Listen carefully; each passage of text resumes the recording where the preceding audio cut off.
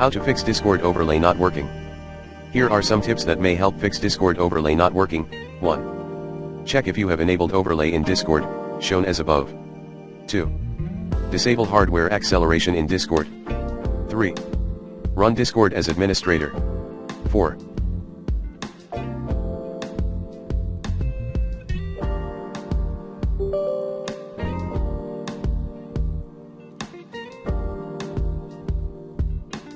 Turn off all third-party antivirus application temporarily.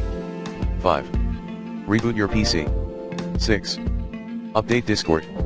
7.